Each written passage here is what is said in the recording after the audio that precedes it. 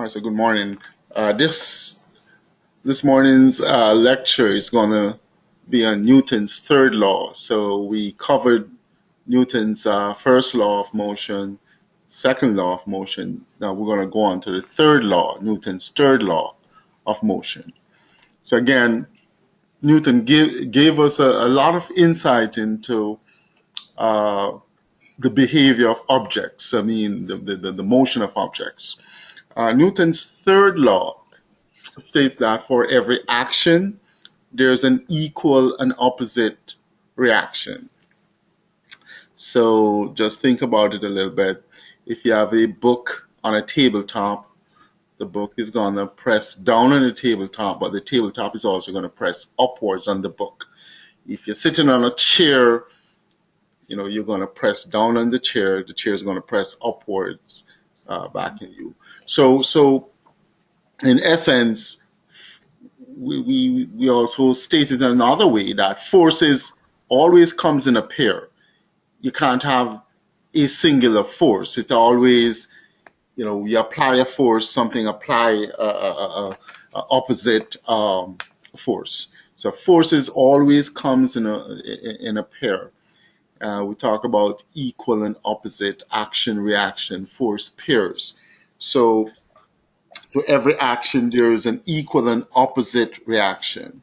So that's Newton's third law. And if you look at it like this, so if in this scenario, this person is pulling on the wall, they're pulling, there's a string attached to the wall, they're pulling with 500 Newton of force to the left. And of course, the wall is going to pull back on them 500 newtons to the right. Okay.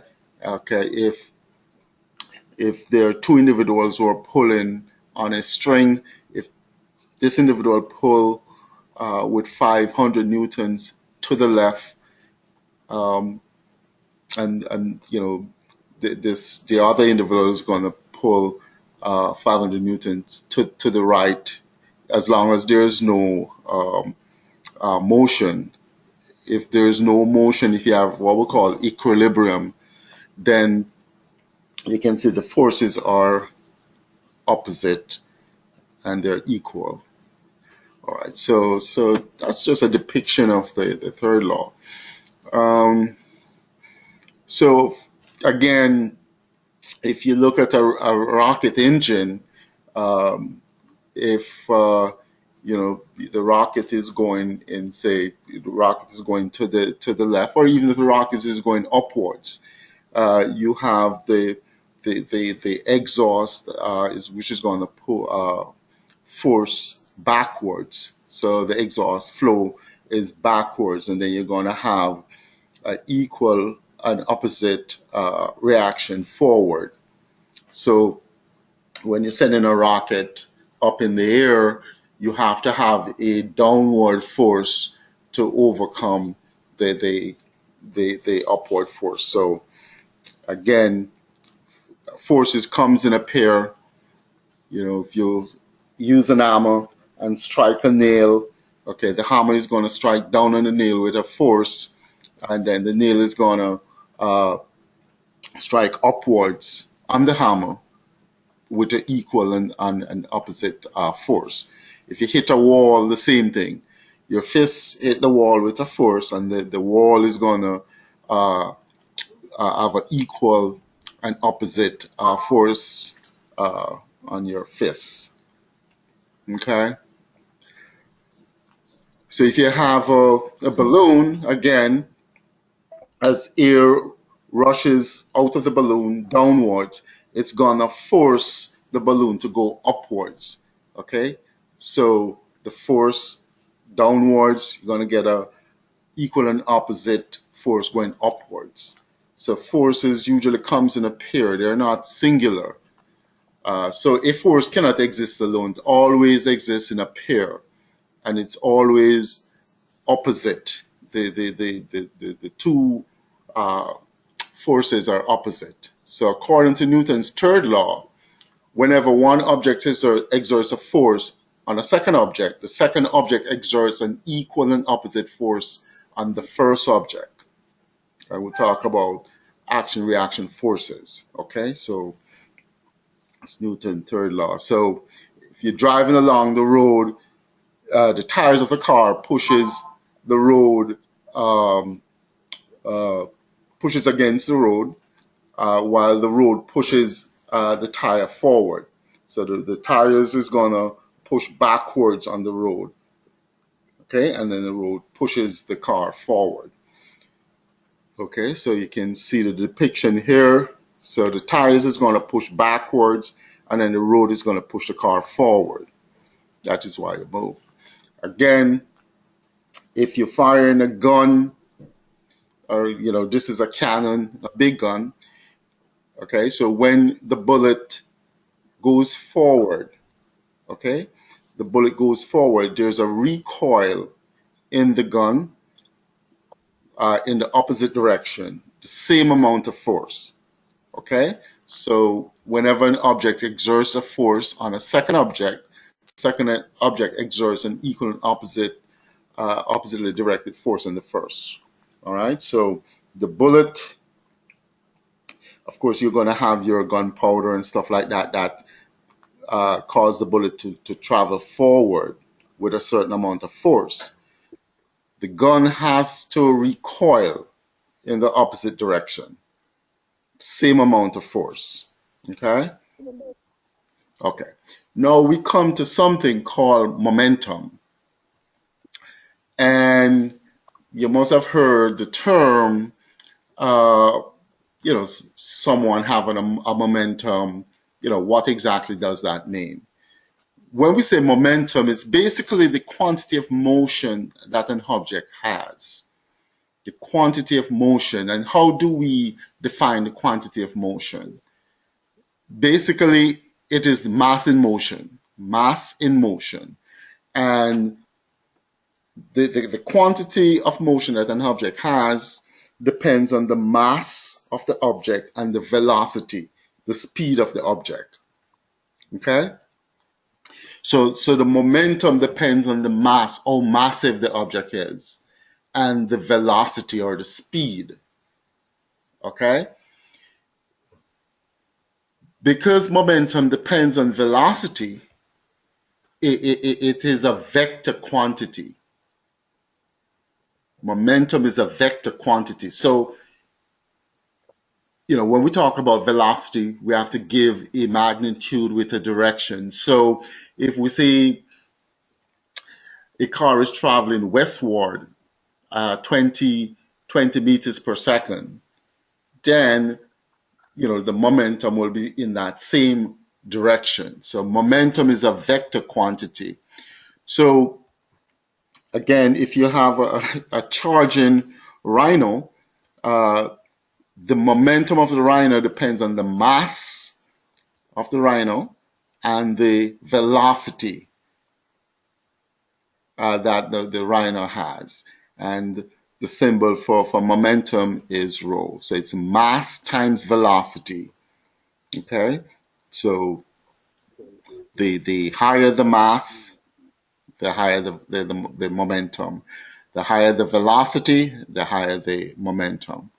So again, so momentum is equal to the mass of the object times the velocity. It's a vector quantity.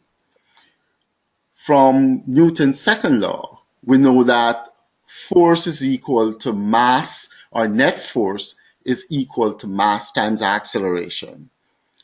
We know that acceleration is a change in velocity with respect to time. That is acceleration. So if we change this equation around and we multiply force times the time, it's going to equal to a change, mass times a change in velocity. Just rearranging the equation, because acceleration is a change in velocity with respect to time. So if we bring time on the left side of the equation, then we'll get the force times time is equal to mass times change in velocity. Okay? And this is a very important equation because force times time is what we call the impulse. Force times time is what we call the impulse. And the mass times the change in velocity is what we call change in momentum. Okay? So remember that momentum is mass time velocity. So if you have a mass time change in velocity, this is change in momentum. So force times time is what we call impulse. So when somebody talk about the impulse, it is the amount of force that is applied for a specific duration of time. So you might apply a force, say 10 newtons for 1 second. So the impulse would be 10 newtons second. Okay? So impulse is equal to momentum change. And again, momentum is a vector quantity. So the force times time is equal to the impulse. Force is in newtons, time is in seconds. So the unit of momentum, or the unit of impulse, is Newton second because force is in newtons, time is in second. Impulse is Newton second. And then again, mass times change in velocity is changing. This is change in momentum, okay? So this is change in momentum, not change in velocity. So mass times change in velocity is change in momentum. So let's do that correction. So this is change in momentum, okay? Change in momentum. And it's very important for you to understand because the impulse is equal to change in momentum. Okay? So they are the same thing. But you conceptualize it a little bit different because again, if when we talk about a change in momentum, you might have you're gonna have an initial velocity and you will have a final velocity.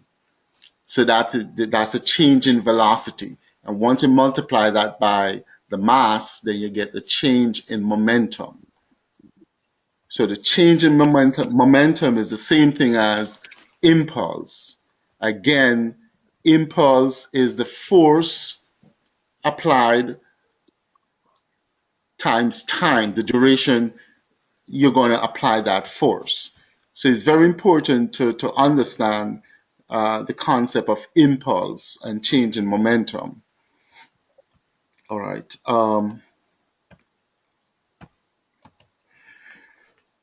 So again, we know that we just proved that the net force times time is equal to change in momentum. Okay, change in momentum.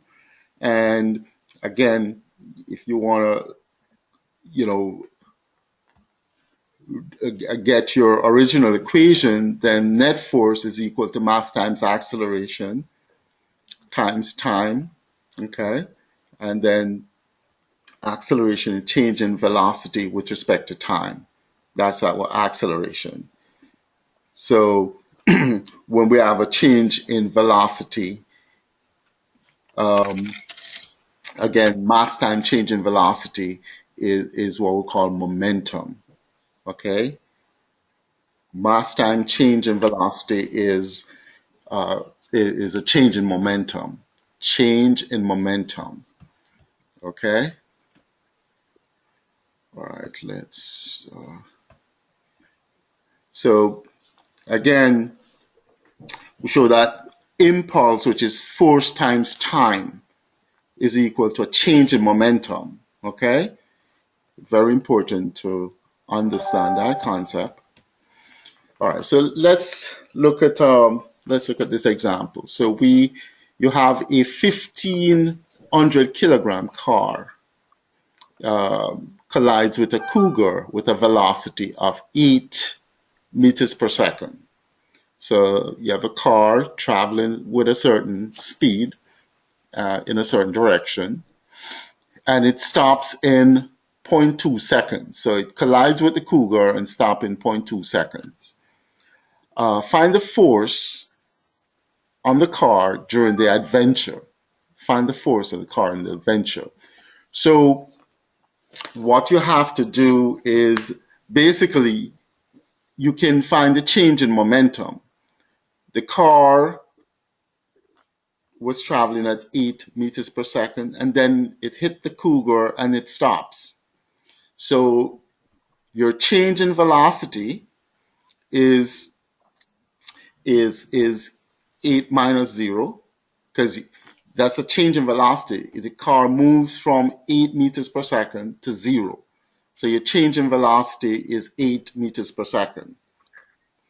And then the mass of the car is 1,500 kilograms. So your change in momentum is 8 times the 1,500. And remember that the force times time, which is the impulse, is the same thing as the change in momentum. So you know the time, it stops in 0.2 seconds. So all you have to do is plug your 0.2 seconds here, and you can find the force on the car. So when you rearrange that, it is 1,500 times 8 divided by 0.2, which is 60,000 newtons. That is the force that the car had during this adventure. Okay, so it's important to know that impulse, which is force times time, is equal to change in momentum. Okay, and for you to get a change in momentum, you have to have a change in velocity. Okay, so when you have collisions, okay, collision is basically when an object experiences a force for a specific amount of time. Okay, so just think about it. If you hit another car, you're driving and you hit another car, a certain amount of force is gonna apply, and it's gonna be applied for some amount of time. So you're gonna have a force and time being involved. So that is what collision is. Just if you hit a wall, okay, your fist is going to collide with the wall. A certain amount of force is going to be applied over a certain amount of time. That is what collision is. Collision always results in a change in momentum, because if you hit the wall, okay, it's going to change your momentum. The mass of your fist is probably not going to change unless you break some bones and lose some blood and stuff, but the mass is going to be essentially the same. What's going to change is the velocity. Okay, your fist is going to stop or it's going to slow down. So objects either speeds up or slows down in a collision. Again, in a collision, objects either speed up or slow down.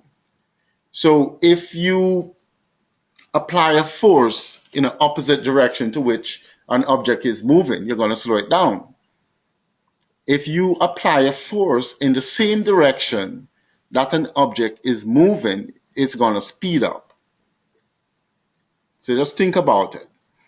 All right. If a car, if you have a wall which is stationary and the car is moving towards the wall, okay, then because the force is going to be opposite to the direction that the car is traveling in, the car is going to slow down.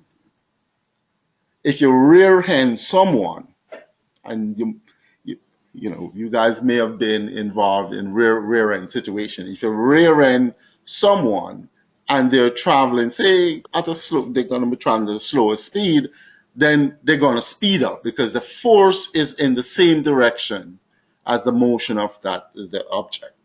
So object either speeds up or slow down depending on the direction of the force. Again, impulse, which is force times time, is equal to a change in momentum. And momentum, usually, change in momentum, usually you have a change in velocity. So if you look at your momentum equation, momentum is equal to mass times velocity. So as the mass of an object increase, the momentum increase. So there's a direct relationship. Just looking at the equation, as the mass increase, the momentum increase. So for the same velocity, that is. For the same velocity, as the mass increase, the momentum is going to increase. So bigger objects traveling at the same velocity as a smaller object is going to have more momentum. And then the same thing, if you keep the mass constant, as the velocity increase, then the momentum increases. Okay? So for the same mass, if the object is traveling faster, it's going to have a greater momentum. Okay? So again, momentum is equal to mass times velocity. It's a direct relationship between momentum and mass and velocity. Okay, so let's look at some examples and see if we can get a better understanding of momentum. So determine the momentum of a 60 kilogram halfback moving at 9 meters per second. So we're talking about football here, and the mass, so again, momentum is just mass times velocity. So the mass of the halfback is 60 kilograms, and you have to use the appropriate units, okay? Traveling eastward, because remember, momentum is a vector quantity, so you have to give direction. At 9 meters per second, okay? Let's go back, 9 meters per second. So it's a straightforward calculation, mass time velocity. So this is equal to 540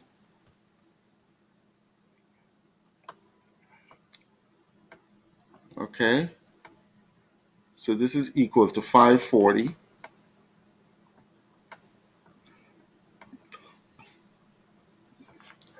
and so momentum is mass, so it's kilogram,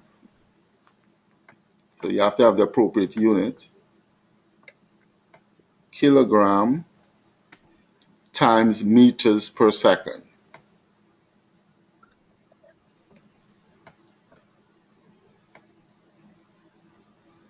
Okay, so it's 540 kilograms meter per second.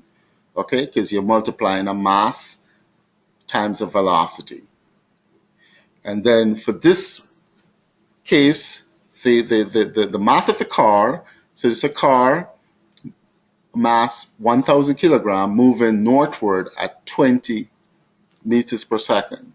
So it is 20 times 1,000, which is 20,000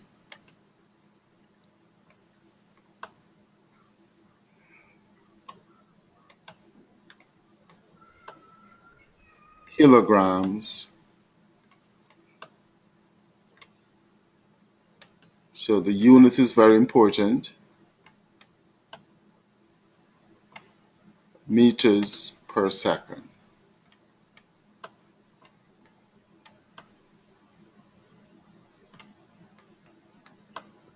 Okay, all right, so that's a S.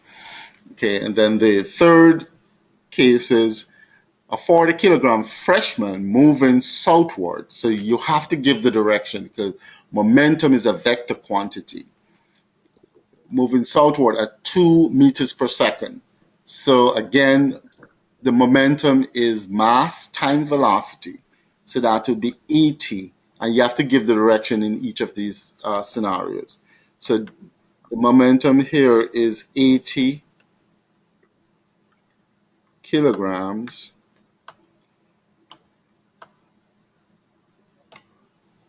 meter per second. And of course, you have to say southward. Okay? So momentum is mass times velocity, and you have to give the direction. Okay. All right, let's look at second case.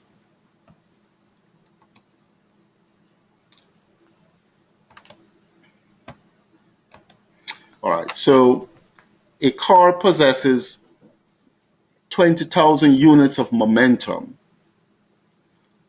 What will be the car's new momentum if its velocity was doubled? So let's write the equation for momentum. So we said that momentum, and the symbol is rho,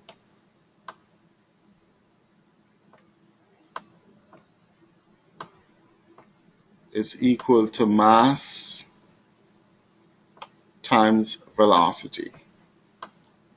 So it's a direct relationship between momentum and mass and velocity. So if its velocity was doubled, so if you double the velocity, you expect to double the momentum because they're directly related. If the velocity was tripled, say 3 times, the momentum is going to increase by 3 times. If the mass was doubled, so if you double the mass, you're going to double the momentum because, of course, a direct relationship. All right, so all you have to do is say 2m and leave everything the same. You're going to see that the momentum is going to be doubled. Direct relationship between momentum and mass and velocity. So if your velocity was doubled and the mass was doubled, so you double your mass and you double your velocity, you're going to increase the momentum by 4 because this will be 2m, this will be 2v, so it's will be 4 times mass times velocity.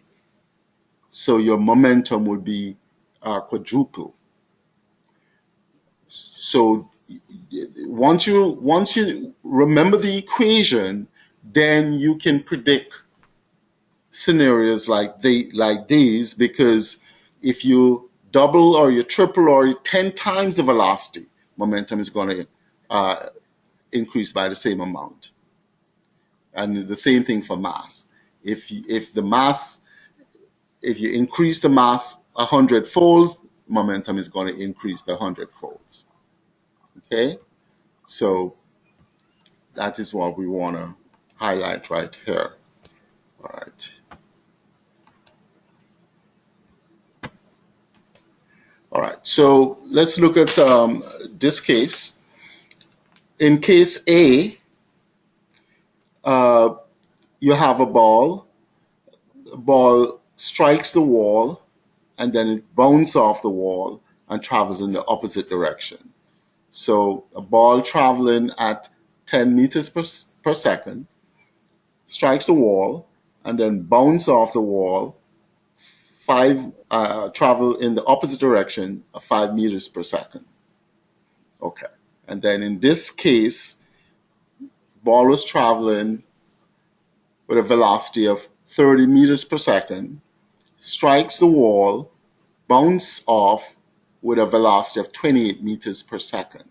So the question asks, which of these cases has the greatest velocity change?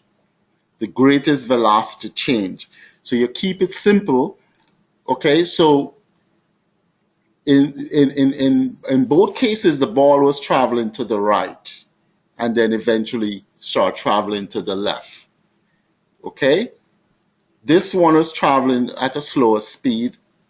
It bounced off and then the speed decreased to a half. In this case, traveling a higher speed, it bounced off the wall and the speed was It's fairly high. It was reduced by 2 meters per second. But the change is tremendous change in case B, because you have a high velocity to the right and a relatively high velocity to the left. So the change in velocity is greatest here. So the change in velocity is, if you wanna, so change in velocity, we can say final velocity minus initial velocity, if you want to do it like that. If you want to say the change in velocity is equal to final velocity, so VF,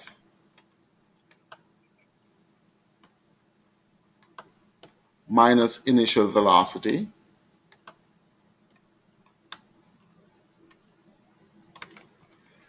So in case A, the final velocity was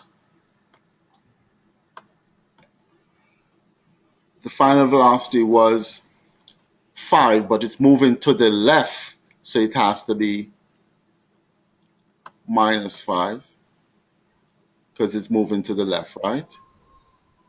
And then you're going to minus your initial velocity, okay? So initial velocity, I mean, it's going to the right. So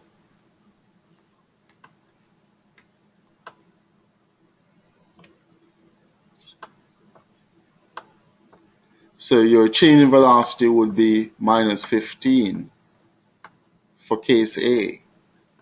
For case B, the final velocity is minus 28. It moving to the left. So remember your orientation. So it's moving to the left, so it has to be minus 28, and you're going to subtract the initial velocity, which is 30. So you get minus, this is a 0. All right, let me just complete it.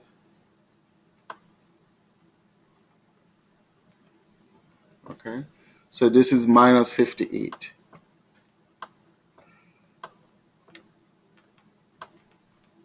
Minus 58. So you can see that the change in velocity is greatest or greater in case B. Then which case has the greatest acceleration? If you have the greatest velocity change, remember acceleration is change in velocity. So the greatest velocity change going to give you the greatest acceleration. Greatest momentum change. Again, momentum change is mass times velocity change. So if the velocity change is greatest in case B, the mass remains the same, so the momentum change is going to be greatest in case B. And then the greatest impulse. Again, remember, impulse, Ft is equal change in momentum. So wherever you have the greatest momentum change, you're going to have the greatest impulse. Remember, impulse, which is force times time, is equal to the same thing as momentum change. Okay? All right. So I think we understand that. All right. So the series of questions pretty much the same, but you have a case A and you have a case B. And they give you a velocity time graph. So we're going back to earlier lecture. So velocity time graph, of course. So positive mean that the object is either traveling upwards or it's traveling to the right. So the case here, the object starts at a velocity of 5 meters per second, and it has a constant speed. Remember, So with time, the speed remains the same, or the velocity remains the same. So it has a constant velocity, and then it slows down. Velocity is decreasing. So it slows down, and the slope of your velocity time graph is acceleration. It slows down, and then it stops for a little bit, and then it changed direction. It moves now. If it was traveling rightward, then it's now traveling leftward because it's now in the negative portion of your velocity time graph. So it's moving leftward. It speeds up because even though it's traveling leftward, you can see the velocity is increasing. It speeds up, and then it achieves a constant velocity. Okay, as time changes, the velocity remains the same. And then in case B, this object starts at a velocity of 3 meters per second, constant velocity. Then it does the same. It slows down, and then it changes direction and speeds up, maintaining a constant velocity. So the greatest velocity change, so it's readily evident here. You can see that the greatest velocity change. So you move from 5 in say the object was moving to the right. It moves from 5 meters per second, and then it went to the left at uh, 3 meters per second. You can see that this has a greater velocity change than this scenario over here, because this starts at 3 meters per second and then change direction at 1 meter per second. Okay, so case A has the greatest velocity change. The greatest velocity change, again, acceleration is change in velocity. So if it has the greatest velocity change, it's going to have the greatest acceleration change. If it has the greatest velocity change, then it's going to have the greatest momentum change. Momentum change is mass times change in velocity. And then the momentum change is the same thing as the impulse. So it's going to have the greatest impulse, case A. So it comes down to the impulse, which is force times time, is equal to the change in momentum, which is mass times change in velocity. All right, so again, force acting for a given amount of time. Okay, so force times time, which is impulse. Force acting for a given amount of time will change an object momentum. So impulse, which is force times time, is going to give you a change in momentum. Force acting for a given amount of time will change an object's momentum. Okay? So again, if the force is acting in the opposite direction, it's going to slow down the object. If the force acts in the same direction of motion of the object, it's going to speed up the object. Okay? So force acts in opposite direction. If the force acts in opposite direction, it slows down the object. If the force acts in the same direction, it speeds up the object. Okay? And we gave you the scenarios: a car striking a wall, or if you rear end someone. If you rear end someone, they're going to speed up because you're going to hit them in the same direction that they're traveling. If you hit a wall, then you're going to slow down. All right, so let's do some additional question to look at this. So the diagram to the right, all right, I'll tell you what, let's just go. Yeah, so the diagram to the right depicts the before and after collision speeds of a car that undergoes a head-on collision with a wall. In case A, the car bounces off the wall, and in case B, the car crumples up and sticks to the wall. Okay, so the initial velocity, 5 meters per second. In this case, when it bounces off the wall, final velocity is 4 meters per second. And then in case B, initial velocity is the same 5 meters per second, but it crumples on the wall. It sort of sticks to the wall. So in which case, A or B, is the change in velocity the greatest? So you go through the same thing, okay? Velocity change. So velocity change is equal to the final velocity minus initial velocity, okay? Okay, this V is a little bit excessive, but it's initial velocity. So let's use this scenario. The final velocity, so this is initial velocity, hits the wall, then bounce off, final velocity, but it's moving in the upside, moving to the left. So it has to be minus 4. And then the initial velocity was 5, so it's just, you're going to minus 5. So your velocity change here is minus 9.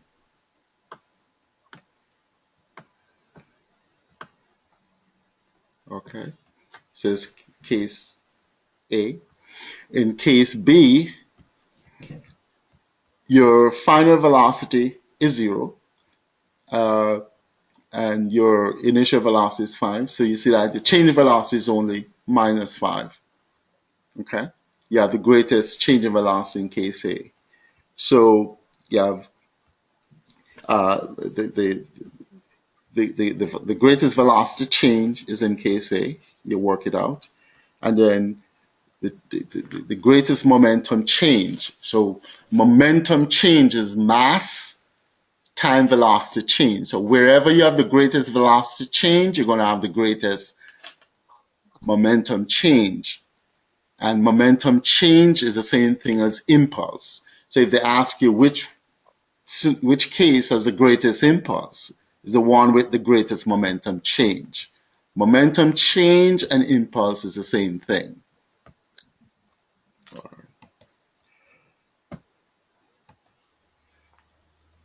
All right, so they did ask, which one have the greatest impulse? So it's case A. And then in which case the force acting upon the car are the greatest, and explain why. So again, momentum change is equal to impulse, okay? If you assume that the contact times are the same, so let me just write that out. So the impulse, which is the force times time,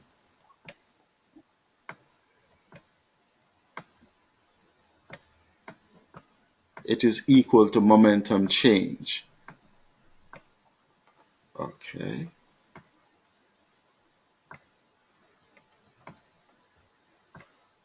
Okay, so this is, so call this momentum change, delta M. So the case A, which has the greatest momentum change, assuming that the time is the same, then the force is going to, the force that acts upon car A in case A is going to be greatest, because the greatest momentum change was in case A with the greatest velocity change. And the momentum change is equal to impulse. Impulse is force times time. If the time is the same, contact time, same in both collisions, then the force in case A is going to be greatest or greater. Okay? So the important thing there is to remember that impulse and momentum change is the same thing. All right, so let's look at this question. It said Jennifer, who has a mass of 50 kilograms. So mass is equal to 50 kilograms. She's riding at 35 meters per second in a red sports car, so she's speeding, when she suddenly slams on the brakes to avoid hitting a deer crossing the road. So her initial velocity is 35 meters per second. She slams on the brake and she strikes the airbag. So part of the airbag was this deployed. That brings her body to a stop in 0.5 seconds. So she stopped in 0.5 seconds. So the question asks, what's the average force that the seatbelt exerts on her? Okay, so what's the average force that the seatbelt has on her? So remember now, she is driving. She hits the brake. The car stops in 0.5 seconds. The airbag deploy, hit her in her chest. The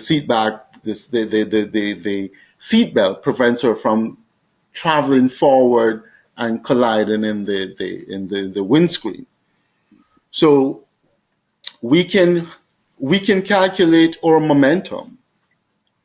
We can calculate our momentum because we know that momentum is equal to well, we can calculate our momentum change, because remember that momentum change is mass times change in velocity.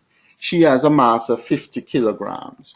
The car initial velocity was 35 meters per second. Then the car stops.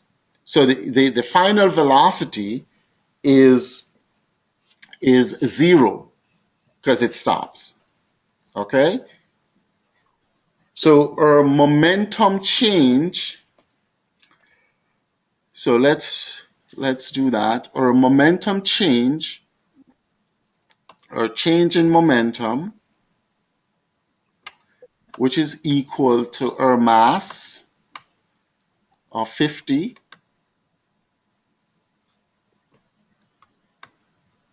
times the change in velocity. So change in velocity is final velocity minus initial velocity. Final velocity is zero. So you're gonna, and so from that you're gonna subtract the initial velocity, which is minus 35. So it's 50 times minus 35.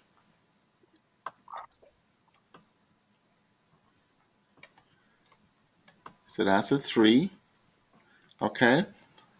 And that is going to equal to, change in momentum is equal to the impulse. The impulse is equal to the force.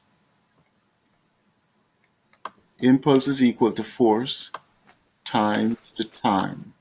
So a certain amount of force is going to be exerted when she hits the airbag, and that contact with the airbag is going to be for a certain amount of time. So it brings her body to stop. So her body stops in 0.5 seconds. So we know that the time is 0.5 seconds. So by just rearranging this equation, we can calculate the force that the seat belts. So remember, force comes in pairs. So the airbag is going to press on her, and she's going to press on the airbag with the same amount of force that the seatbelt is pulling her back. Force comes in pairs. Okay? So if the time is 0.5 seconds, then we have, so we can calculate that. So we don't know the force that the seatbelt is going to exert on her, but we know the time. So that is times 0.5. So that's, so the force then, okay, so it's just a simple arithmetic. So force is equal to your 50. So that's force is 50 times 35, and you're going to divide that by zero point 0.5. So that is 3,500. So that's newtons. So the force that the seat belt is going to exert on Jennifer is 3,500. And that's the same force that the airbag is actually going to exert on her. A force comes in pairs. So she's going to hit the airbag with that amount of force, but the seat belt is going to pull on her with that same amount of force. Okay? So that is that. Now, there's a second part to the question. If Jennifer had not been wearing seatbelt and not and the airbag, so she was not wearing a seatbelt and not had an airbag, then the windshield would have stopped her head in this amount of time. What's the average force that the windshield would have exerted on her? Okay, so no seatbelt, no airbag. So she now would her momentum is going to be the same. Okay, or momentum change, because when she hit the windshield, she eventually going to stop, or if she hit whatever, she's eventually going to stop. So the change in momentum, okay, so her change in momentum, so the final velocity is still going to be zero. She going to stop. So the change in momentum is still going to be 50 times your change in velocity. So this is still going to be the same. And it's going to equal to the force that's going to apply to her head times the time that she has a contact.